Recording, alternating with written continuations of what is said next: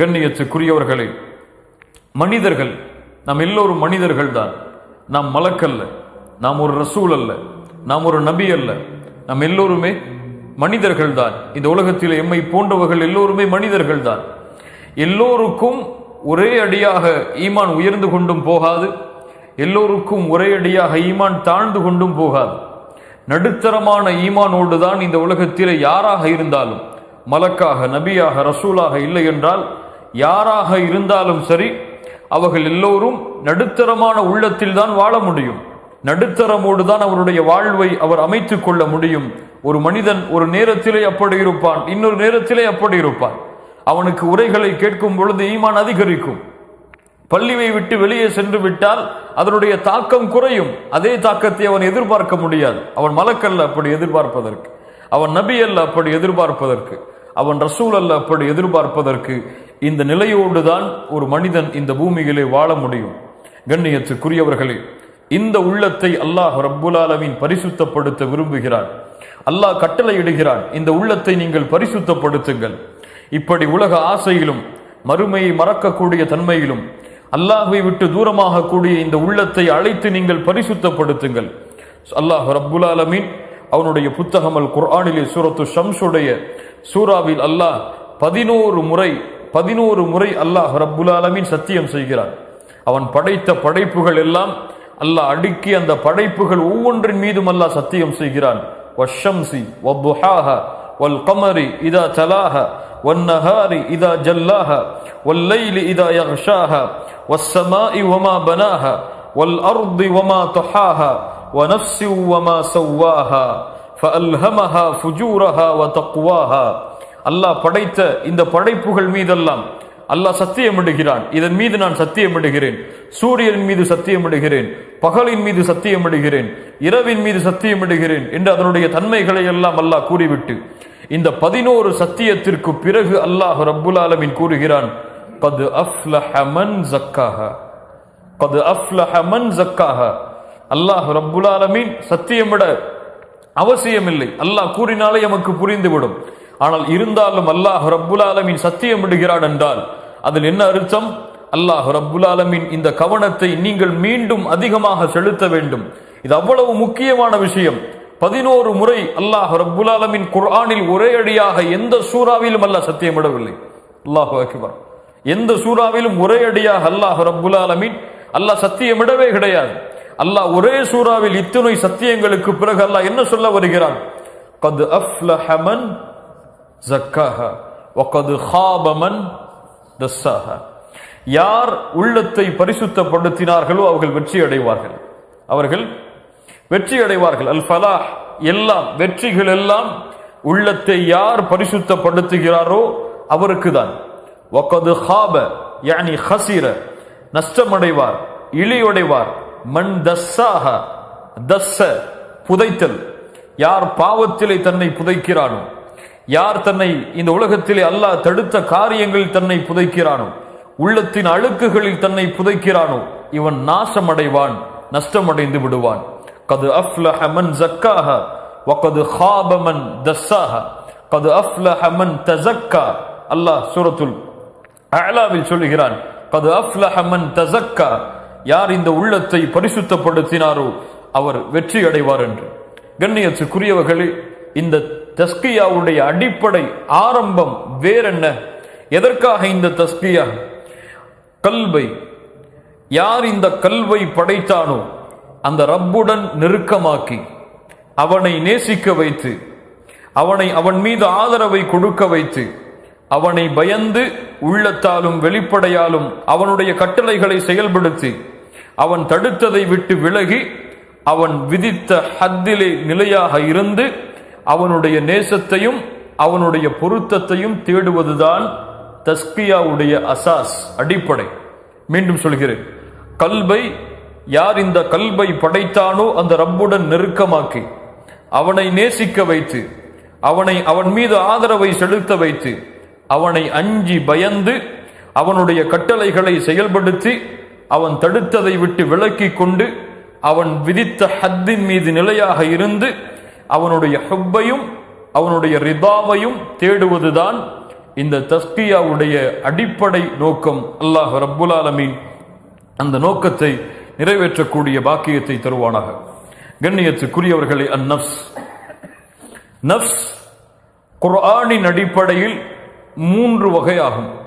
நப்ஸ் குர்ஆனின் வகையில் 3 வகையாகும். யாருக்காவது தெரியுமா நப்சுடைய 3 வகை? நப்சுல் அம்மாரா, நப்சுல் லவ்வாமா, நப்சுல் முத்மஇன்னா. நப்சுல் அம்மாரா என்றால் என்ன? நப்சுல் அம்மாரா, நப்சுல் லவ்வாமா,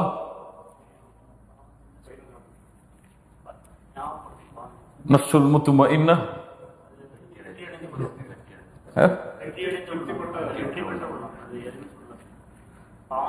நப்சுல் அம்மாரா இது என்ன? இது பாவத்தை மட்டுமே ஏவும். இதுதான் உண்மையான நப்ஸ். இயற்கையாகவே அல்லாஹ் கொடுத்த நப்ஸ் அது நப்சுல் அம்மாரா. நப்சுல் அம்மாரா தபீஅத்தாகவே அது பாவத்தை ஏவும். இன்னன் நப்ஸ லஅம்மாரத்தும் பிஸ்ஸூ. நப்சுடைய உண்மையான அடிப்படை நோக்கமே பாவங்களை ஏவுதல் தான். அது பாவத்தை ஏவும், அல்லாஹ்வை மறக்கடிக்க ஏவும், மறுமையை மறக்கடிக்க ஏவும், அல்லாஹ் தடுத்த காரியங்களை செய்வதற்கு ஏவும், அல்லாஹுடைய மறுமையை மறக்கடிக்க ஏவும். இப்படி பாவங்களையே ஏவிக்கொண்டிருக்கும் இது நப்சுல் அம்மாரா. யார் இந்த நப்சுல் அம்மாராவை கொண்டிருக்கிறார்களோ அவர்கள் தஸ்கியாவை கொண்டு இதை பரிசுத்தப்படுத்தவில்லை என்றால் வகத் ஹாப மன் தஸ்ஸாஹா.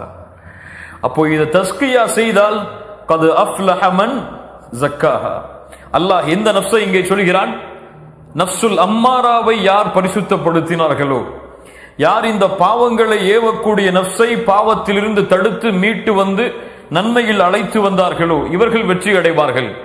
யார் இந்த நப்சை அழைத்து வராமல் பாவத்திலேயே மூழ்கி கொண்டிருக்கிறார்களோ அவர்கள் தஸ்ஸாஹா புதைந்து விடுவார்கள், பாவங்களிலேயே நஷ்டமாகி அழிந்து விடுவார்கள். இவ்வுலக வாழ்வும் மறு உலக வாழ்வும் அவர்களுக்கு மிக நஷ்டமாக ஆகிவிடும். இது நப்சுல் அம்மாரா. யார் இந்த நப்சை, வேறு நப்சை கிடையாது, இந்த நப்சை யார் தஸ்கியா செய்து பரிசுத்தப்படுத்தினாரோ அந்த நப்ஸ் அடுத்த தரத்திலே உயரும். நப்சுல் லவ்வாமா. லா உக்ஸிமு பியௌமில் கியாமஹ் வலா உக்ஸிமு பின் நப்சில் லவ்வாமா. நப்சுல் லவ்வாமா அவனை எச்சரிக்கும், நன்மையிலும் எச்சரிக்கும், தீமையிலும் எச்சரிக்கும். எப்படி நன்மையில் எச்சரிக்கும்? எப்படி? அது ஜமீல், அது அதிகமாக்க கூறும். 2 ரக்அத் தொழுதாயா போதாது, அதிகமாக தொழு என்று சொல்லும். குர்ஆனை ஒரு பக்கம் ஓதினாயா போதாது, அதிகமாக ஓது என்று சொல்லும். அல்லாஹுவை 100 முறை திக்ர் செய்தாயா போதாது, இன்னும் அதிகமாக செய் என்று சொல்லும். ஃபர்தான தொழுகைதான் தொழுது விட்டாயா சுன்னத்தையும் சேர்த்து தொழு என்று சொல்லும். சொல்லவாமா அது நித்திக்கும் அவனை நன்மையில், பாவத்திலும் அவனை நித்திக்கும், அவனை பாவம் செய்ய விடாது. பாவம் அவன் செய்தால் ஏன் செய்தாய் என்று கேட்கும். அல்லாஹ் அந்த உள்ளத்தை நமக்கு தருவானாக. ஏன் செய்தாய் என்று கேட்கும். வெளியிலே செல்லுவோம், ஒரு பெண், ஒரு அந்நிய பெண் கண்ணுக்கு முன்னால் வருவாள். அவளை ஒருவேளை நப்சுல் அம்மாரா பார்க்க தூண்டும். அவன் பார்த்துவிட்டு காரில் ஏறி அமர்ந்தால் அவனிடத்திலே கேட்கும், ஏன் அல்லாஹ்வின் பார்வையை மறந்து அந்த பெண்ணை பார்த்தாய்? ஏன் அந்த இச்சையோடு அந்த பெண்ணை பார்த்தாய்? உனக்கு அல்லாஹ் அதை தடை விதித்திருக்கிறானே, ஏன் செய்தாய் என்று கேட்கும். அல்லாஹு அக்பர். பள்ளியிலே அதான் சொல்லப்படும், அவர் புறக்கணித்து சொல்லுவார். அப்போது சொல்லும், பள்ளியிலே அதான் சொல்லப்பட்டு விட்டது, நீ பள்ளிக்கு செல்ல வேண்டிய நேரம் உன் உலக தொழிலுக்கு செல்ல வேண்டிய நேரம் இதுவல்ல. ஒருவரை பற்றி புறம் பேசுவீர்கள், பேசியதற்கு பிறகு சொல்லும், ஏன் அப்படி பேசினாய்? அப்படி பேசி இருக்க கூடாதே. நீ அப்படி பேசினால் அல்லாஹ் உன்னை தண்டிப்பானே, மறுமையில் அல்லாஹ் உன்னை தண்டித்து வேதனையை தருவானே, அப்படி செய்திருக்க கூடாது என்று அந்த உள்ளம் அவனை தடுக்கும், அவனை ஏவும். நன்மையிலும் அவனை தடுக்கும், தீமையிலும் அவனை தடுக்கும். நன்மையில் தடுக்கும் என்றால் நன்மையை அதிகரிக்க கூறும், தீமையில் தடுக்கும் என்றால் தீமையை ஏன் செய்தா என்று கேட்டு அவனை நன்மையின் பாதையில் அழைத்து வரும். முதல் தரம் என்ன? நப்சுல் அம்மாரா. இரண்டாவது தரம் நப்சுல் லவ்வாமா. இந்த நப்சுல் லவ்வாமா அல்லாஹுடைய அருளால் இவனுக்கு பரிசாக கொடுக்கும், கூலியாக கொடுக்கும் நஃப்சுல் முத்மஇன்னா. அல்லாஹு அக்பர். நஃப்சுல் முத்மஇன்னா. இந்த நஃப்ஸ் அல்லாஹுடைய பொருத்தத்தில் உள்ளத்தை அமைதியாக்கி இருக்கும், உள்ளத்தை சுத்தமாகி இருக்கும், உள்ளத்தில் அல்லாஹுடைய அன்பை முழுவதுமாக விதைத்திருக்கும். இவர்களை பற்றிதான் அல்லாஹ் ரப்புல் ஆலமீன் குர்ஆனிலே எல்லா இடங்களிலும் முஃமின்களுடைய தன்மை என்று சொல்லுகிறானே, அந்த தன்மைகள் உடையவர்கள் எல்லாம் இந்த நஃப்சுல் முத்மஇன்னாவை சுமந்தவர்கள் தான். கண்ணியத்துக்குரியவர்களை, இந்த பூமியில் சில அடியார்கள் உண்டு. அவர்கள் இருளை வெளிச்சத்தை கொண்டு அகற்றுவார்கள், ஷிர்கை தௌஹீதை கொண்டு அகற்றுவார்கள், பித்அத்தை சுன்னாவை கொண்டு அகற்றுவார்கள், அல்லாஹ் தடுத்த பாவங்களை நன்மைகளை கொண்டு அகற்றுவார்கள், இருளை வெளிச்சத்தை கொண்டு அகற்றுவார்கள். ஒரு ஆட்டிடையன் ஆடுகளை மேய்ப்பதை போன்று இரவுடைய நேரம் வந்தால் ஒரு பறவை எப்படி கூட்டிலே வந்து உட்கார்ந்து கொண்டு தன்னை மூடிக்கொள்ளுமோ அது போன்று வந்து இரவுடைய நேரங்களில் மூடிக்கொள்வார்கள். தங்களுடைய நேசர்களோடு கலந்த பிறகு, இரவுடைய வெளிச்சங்கள் எல்லாம் சூழ்ந்ததற்கு பிறகு, எல்லா மனிதர்களும் படைப்பினங்களும் படுக்கைக்கு தயாரானதற்கு பிறகு, இவர் இந்த நஃப்ஸை சுமந்தவர் தன்னுடைய ஹபீபை சந்திப்பதற்காக எழுந்து நிற்பார். அவருக்கு முன்னால் எழுந்து நின்று அவனுடைய பூமியில் அவனுடைய கட்டளைக்காக நெற்றியை பணிய வைப்பார். அவனுடைய அவனுடைய நேசத்தை வெளிப்படுத்துவார். அவன் கொடுத்த நிஅமத்திற்கு அருள் செய்வார். இப்படிப்பட்ட நஃப்சுல் முத்மஇன்னாவை சுமப்பவர்களுக்கு அல்லாஹ் கொடுக்கக்கூடிய முதல் கூலி, அவர்களுடைய கல்பில் அல்லாஹ் நூரை வெளிப்படுத்துவான். அவர்களுடைய கல்பில் அல்லாஹ் நூரை வெளிப்படுத்துவான். அல்லாஹுடைய நூரை வெளிப்படுத்துவான். இஸ்லாமின் நூரை அல்லாஹ் வெளிப்படுத்துவான். குர்ஆனின் நூரை அல்லாஹ் ரப்புல் ஆலமீன் வெளிப்படுத்துவான். இந்த நஃப்சுல் முத்மஇன்னாவை சுமந்தவர்கள் தனிமையில் வந்தால் அல்லாஹுவை நினைப்பார்கள், வெளியிலே சென்றால் அல்லாஹுவை நினைப்பார்கள், குடும்பத்தோடு இருந்தால் அல்லாஹுவை நினைப்பார்கள், வியாபாரத்திலே இருந்தால் அல்லாஹுவை நினைப்பார்கள். எந்த சூழ்நிலையில் அவன் வாழ்ந்தாலும் அல்லாஹுடைய நினைவோடு வாழ்வான். நஃப்சுல் முத்மஇன்னாவை சுமக்காதவர்கள் தனிமையில் இருந்தாலும் வெளிப்படையில் இருந்தாலும் அல்லாஹுடைய பார்வையை விட்டு தங்களை தூரமாக்கிக் கொள்வார்கள். இப்ப நஃப்சுடைய 3 படித்தரம் இது. முதல் படித்தரம் என்ன? நஃப்சுல் அம்மாரா. இரண்டாவது படித்தரம் நஃப்சுல் லவ்வாமா. மூன்றாவது படித்தரம் நஃப்சுல் முத்மஇன்னா. இதில் என்னுடைய நஃப்ஸ் எந்த தரம்? எந்த தரம்? அதான் நம்முடைய கேள்விங்க. நஃப்சுல் அம்மாராவா, பாவங்களை ஏவக்கூடிய நஃப்ஸ் தான் நம்முடைய நஃப்ஸா, அல்லது பாவங்கள் செய்யும் பொழுது தடுக்கக்கூடிய நஃப்ஸ் நம்முடைய நஃப்ஸா, அல்லது எந்த பாவமும் கஷ்டமும் குற்றங்களும் இல்லாமல் முத்துமஇன்னா நிலையான நஃப்ஸாக ஆகிவிட்டது நம்முடைய நஃப்ஸா? நஃப்ஸ் நஃப்சுல் லவ்வாமா, நஃப்சுல் அம்மாரா.